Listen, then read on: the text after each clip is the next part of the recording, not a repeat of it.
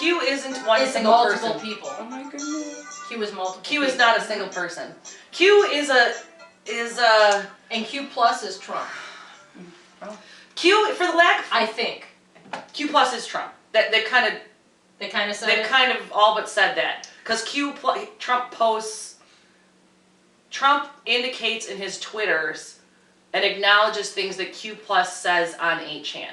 So because everyone's like, well, where's your proof? And I'm like, that's an excellent point. You know, why do I believe this? Because they'll post something on Q on 8chan, and then Trump will Twitter, you know, less than 30 seconds later, A comment. a comment that has the same phrasing in the 8chan Q post. So that you know, there's an acknowledgement without acknowledging. Right. And But that's only if you see it signed Q plus. If it's just Q, then it's not Trump. And like when he autographed that picture for that guy Yes. at one of the rallies and put plus in the back with 3 parentheses, and that the guy has the picture of Donald Trump handing him that picture with it on the back before anybody knew what plus meant. Right. That was done before plus was acknowledged on That Q. I think was in August.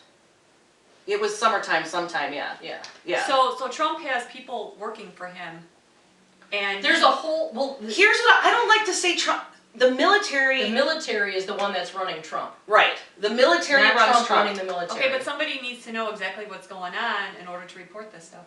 Okay, they needed I hate using the word puppet.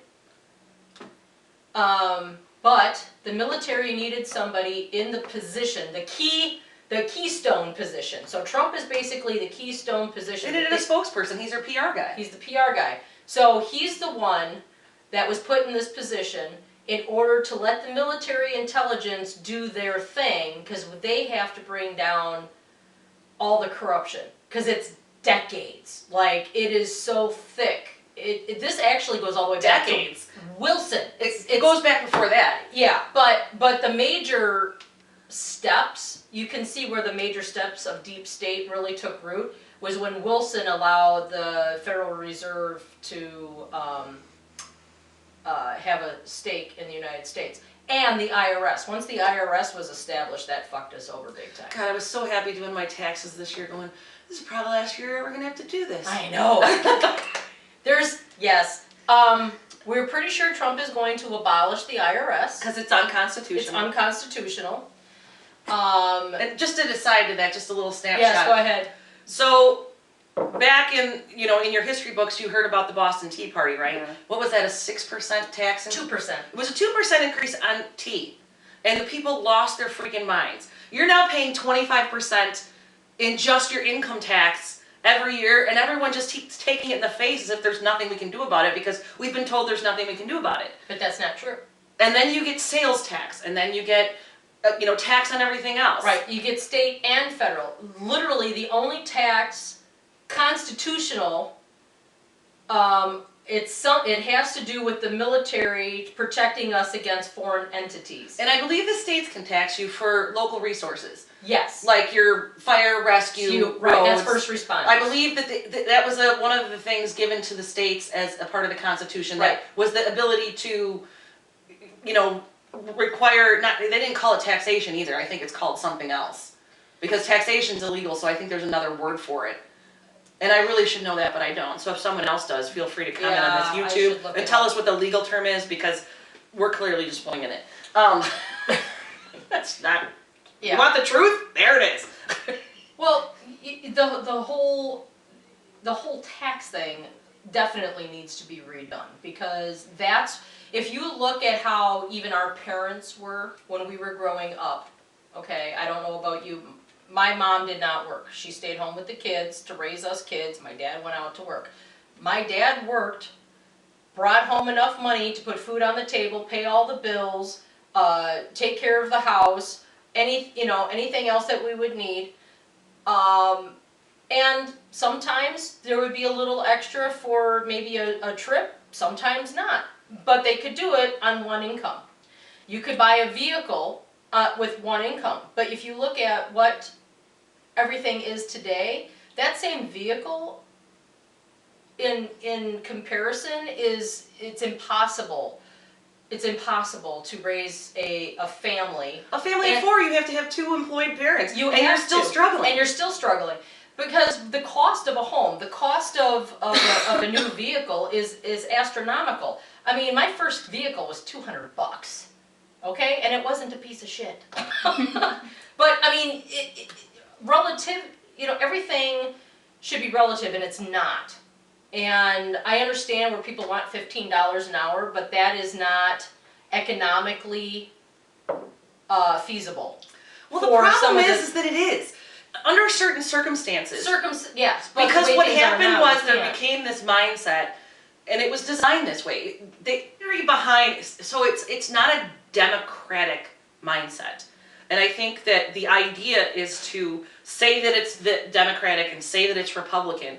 And that's not even the premise behind the whole philosophy of this movement. The idea is it doesn't matter which side you're on, you're all getting screwed. So you blame that guy, they blame you. You're so busy fighting with each other, you don't address the real issue, which is, listen, there has to be some sort of a cap on a profit margin that a corporation can make. They can't get operational costs at the bottom to make the product that makes you money because they're spending money on the people who sit around and make decisions and get paid more than the other people because the profit margin at the top is for the stockholders and the stockholders want more money. Yep. So we have now reverse designed production. Yes. It is a Yes. reverse, we're going to have the people that don't know anything about it and are making the most money from it demand how it works. That's not how production works. Because if you do that, it doesn't work. Because what happens is your knowledgeable people leave. Because they're not taking a beating when it's a publicly traded market. We can see what your profit margin is. And that's the one you report. That's not the one that actually happens. That's not the kickbacks and the vacation homes and the, hey, come to Milan and stay for a week because you're our top stockholder. So, it's not that mindset. So it's designed that way. It's designed to funnel the money up the channel, make the rich richer, make the poor still believe that they, have control. George Carlin, it's a secret society and you're not a member and neither am I. Nope. And they funnel the money towards them so that we continue to try to achieve to make more money. So We're enslaved.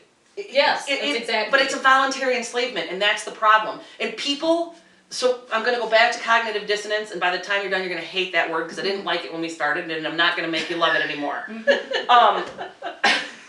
It's this mindset that what you're so comfortable in believing, your core beliefs are so ingrained in you that no matter what's presented to you, the evidence to say you have decided that you are a slave and you need to stop thinking like that to save yourself, they will not do it. It makes them so physically and emotionally uncomfortable that the logic cannot override the emotion. And you'll see it when you go to talk to people. You'll take people that you think are pretty intellectual, pretty open-minded, and you'll tell them this, and they'll look at you like you got 10 heads. And I'll be like, okay, here's the thing. Does any of it really make sense? No. Isn't there something innately in you that says, something's wrong? How in the hell are we all working this hard and it feels like we're going backwards? You can feel that. You can feel that it's not logical, but you have ingrained your trust into people that you don't really know. Why do you lock your door? You don't really trust your neighbor, but you give your life to these people in Washington, D.C. who could give 2 squats about you because they're all the same party. Our Wisconsin senator, and I'll say this, Paul Ryan, I liked him when he was our senator. The guy sold the soul of the devil when he got to D.C., and you could tell. He was there a month, and I'm like, he started talking like, who are you? And I literally said it to him when I met him at one of the, meet and greets at the county fair. What happened? Who is your spokesperson now? Right. Reed's Priebus, first guy to get canned from the Trump administration. Mm-hmm. He was there, 2 months? Nope, sorry, you gotta go, because I don't really think you're on our side. So Trump, I guess, for me, I think the hardest thing is, what is this whole thing? Why is it happening, and what does it mean? So Trump is there as a part of the military, because the military watched it be destroyed from the inside out. So they started docking money. They started sending them to places with no explanation. We were in a war in Iraq for, a decade? Nobody could really seem to understand why. Even the people that were there were like, what are we doing here? Yeah. A lot like Vietnam. What the hell are we doing here? You're fighting terrorism? Terrorism isn't a locational situation. That's not how you fight. You fight terrorism with special ops. You don't put a bunch of guys on a plane and park them in the middle of a city. It's not even logical. So the military has been watching itself be destroyed from the inside out.